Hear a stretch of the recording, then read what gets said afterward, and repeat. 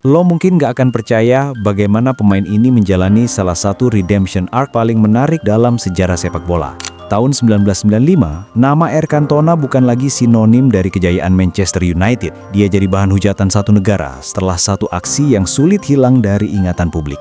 Tendangan kungfu ke arah supporter Crystal Palace. Semua beranggapan bahwa itu adalah akhir bagi karir sepak bolanya. Tapi nggak ada yang bisa menyangka, hal ini malah jadi awal kisah penebusan terbaik dalam sejarah sepak bola.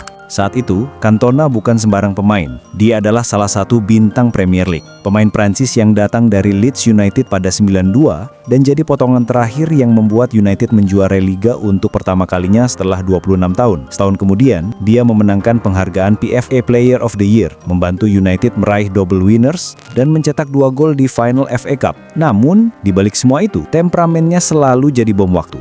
Sejak bermain di Prancis, Cantona dikenal keras kepala, emosional, dan sering berseteru dengan ofisial pertandingan. Ketika pindah ke Inggris, sisi itu nggak hilang. Musim demi musim, dia sering di kartu merah, entah karena cekcok dengan lawan, atau karena reaksi berlebihan. Dan akhirnya ledakan itu benar-benar datang. 25 Januari 1995 di Selhurst Park, markas Crystal Palace. Babak kedua baru berjalan 4 menit ketika Cantona diusir keluar lapangan karena menendang bek Richard Shaw. Saat berjalan menuju terowongan, seorang penonton, Matthew Simmons, berteriak menghina dari tribun. Cantona nggak terima, lalu meloncat dan lepaskan tendangan kungfu ke arah penonton itu. Sekian detik yang mengubah segalanya.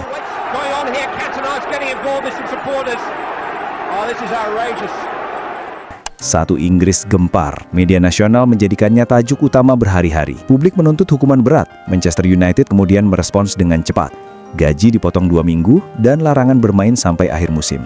FA menambah hukuman itu sampai Oktober, sementara pengadilan memerintahkan 120 jam kerja sosial.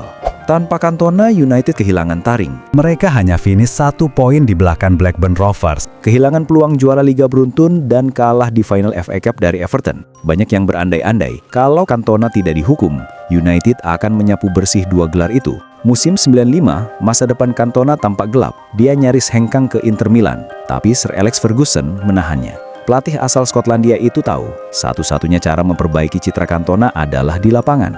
1 Oktober 95, 9 bulan sejak insiden itu, Cantona kembali. Lawan pertamanya adalah bertemu Liverpool. Di menit-menit akhir, dia mengeksekusi penalti untuk menyelamatkan United dari kekalahan. Jadi bukti bahwa 9 bulan absen tak mengubahnya sedikit pun. So Cantona, 70 minutes into his comeback.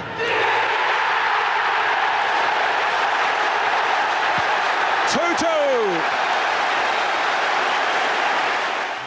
Musim itu United sempat tertinggal 12 poin dari Newcastle. Cantona memimpin kebangkitan dengan 14 gol dan 11 assist dalam 30 laga.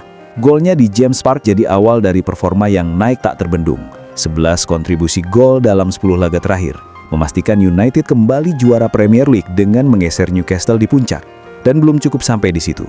United ke final FA Cup, kali ini melawan Liverpool. Laga berjalan ketat tanpa gol hingga menit ke-85. Bola liar hasil sepak pojok jatuh di depan Cantona, dan dengan 1 tendangan voli, dia memastikan kemenangan. Gol tunggal itu menutup musim dengan double winners, sama seperti 2 tahun sebelumnya, tapi kali ini dengan jalan yang jauh lebih berat. Setelah hukuman itu, Cantona berubah. Dia tak pernah lagi mendapat kartu merah sepanjang sisa karirnya.